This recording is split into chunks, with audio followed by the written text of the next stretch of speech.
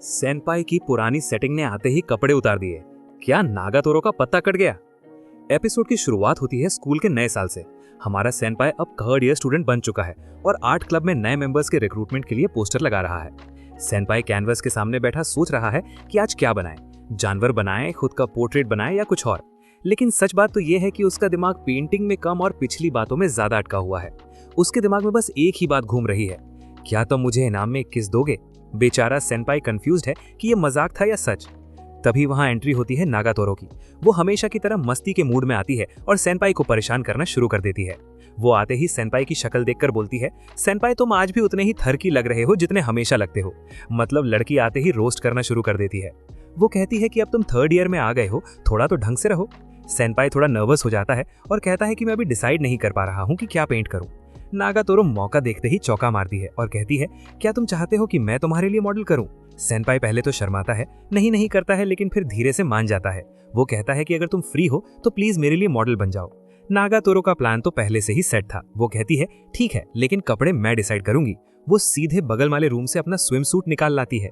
सेनपाई की आंखें फटी की फटी रह जाती हैं। वो पूछता है, तुम ये स्कूल में लेकर घूमती हो? नागातोरो फुल एटीट्यूड में बताती है कि उसने ये पहले से ही यहाँ छुपा कर रखा था, क्योंकि उसे पता था कि किसी दिन इसकी जरूरत पड़ेगी। भाई साहब, लड़की की प्लानिंग देखो, नेक्स्ट लेवल है। सेनपाई थोड़ा हिचकिचाता है। वो कहता है, स्कूल में ऐसे स्विमसूट पहनकर पेंटिंग बनाना थोड़ा अजीब नहीं है? ये सुनकर नागातोरो उसे ज्ञान देती है कि दुनिया भर की हिस्ट्री में आर्टिस्ट ने ऐसी बोल्ड आर्ट बनाई है, तो तुम क्यों शर्मा रहे हो? सेनपाई के पास कोई जवाब नहीं होता तो वो हार मान लेता है और पेंटिंग शुरू करता है। अब सीन थोड़ा स्पाइसी और ऑकवर्ड हो जाता है। नागातोरो स्टूल पर स्विम सूट पहनकर बैठी है और सेनपाई उसे पेंट कर रहा है, लेकिन सेनपाई के दिमाग से वो किस वाली बात निकल ही नहीं रही है। नागातोरो नोटिस करती है कि सेनपाई का चेहरा टमाटर की तरह लाल हो रहा है। वो उसे चिढ़ाती है कि तुम्हारा चेहरा लाल क्यों है, लगता है ये तुम्हारे लिए ज्यादा ही बोल्ड हो गया। सेनपाई झूठ बोलता है कि वो बस नॉर्मल पेंटिंग कर रहा है, लेकिन हम सब जानते हैं कि भाई का दिल जोर जोर से धड़क रहा है। कुछ देर बाद नागातोरो ब्रेक लेती है। वो कहती है कि एक ही पोज में बैठे बैठे उसके कंधे अकड़ गए हैं। वो इल्जाम लगाती है कि सेनपाई उसे इतनी गंदी नजरों से घूर रहा था कि उसकी पीठ में दर्द हो गया। सेनपाई बेचारा सफाई देता है कि वो तो बस आर्ट के लिए देख रहा था, कोई थरकी रीजन नहीं था। नागातोरो नौटंकी शुरू करती है और कहती है, अगर तुम्हें मेरी इतनी ही चिंता है तो मुझे मसाज दे दो। यहाँ सेनपाई की हालत खराब हो जाती है। एक लड़का, एक लड़की, मसाज और ऊपर से वो स्विमसूट में।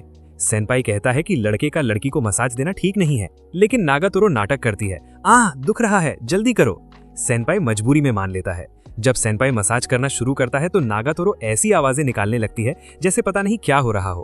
हुंग, सेनपाई घबरा जाता है, ऐसी अजीब आवाजें मत निकालो। नागातोरो कहती है कि तुम इतना अच्छा मसाज कर रहे हो कि आवाज अपने आप निकल रही है। इस मोमेंट पर माहौल गर्म है, लेकिन यहाँ एक टर्निंग पॉइंट आता है।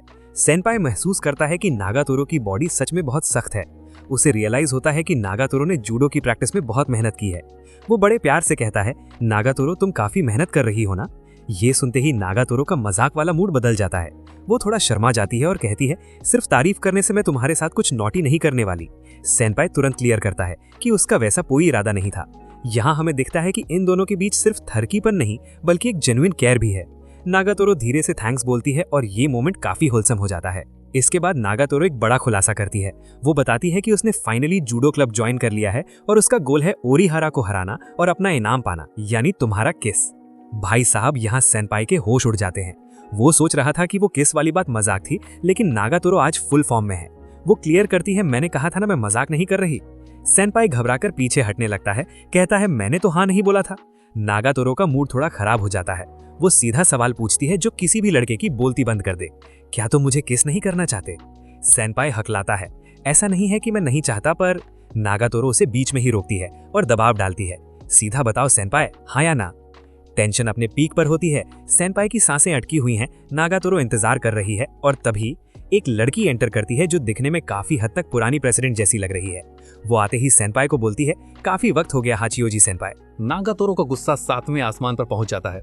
एक तो इतना सीरियस मोमेंट था, ऊपर से ये नई लड़की सेनपाई को ऐसे बुला रही है जैसे कोई पुरानी सेटिंग हो। वो लड़की बताती है कि वो आर्ट क्लब ज्वाइन करना चाहती है। सेनपाई नागातोरो को समझाने की कोशिश करता है कि ये लड़की, जिसका नाम सुनुमिया है, मिडिल स्कूल में उसकी जूनियर थी। सुनुमिया आते ही आग में घी डाल देती है। वो कहती है, हाचियोजी सेनपाई ने मुझे सब कुछ सिखाया है, हाथ पकड़कर। भाई, ये सुनते ही नागातोरो के कानों से धुआं निकलने लगता है। वो सेनपाई को घूरती है और कहती है, ओ, तो तुमने इसे हाथ पकड़ के सिखाया था? सेंपाई बेचारा सफाई देता है कि मैं बस बेसिक सिखा रहा था। फिर सुनोमिया नागातोरो की तरफ देखती है और पूछती है कि ये कौन है। सेंपाई उसे इंट्रोड्यूस करता है, ये नागातोरो है, सेकंड ईयर। लेकिन असली धमाका तब होता है जब सुनोमिया वो सवाल पूछ लेती है जो कोई और नहीं पूछ रहा था।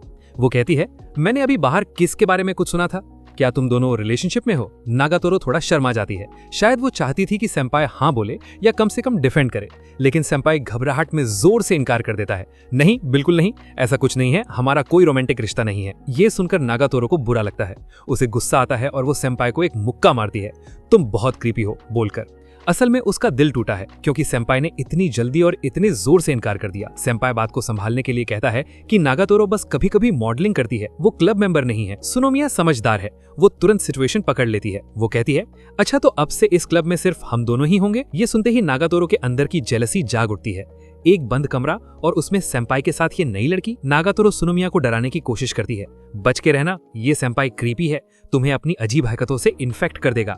लेकिन सुनोमिया तो अलग ही मिट्टी की बनी है। वो कहती है, मुझे तो ऐसी अजीब चीजों में भी खूबसूरती दिखती है। नागातोरो का प्लान फेल हो जाता है।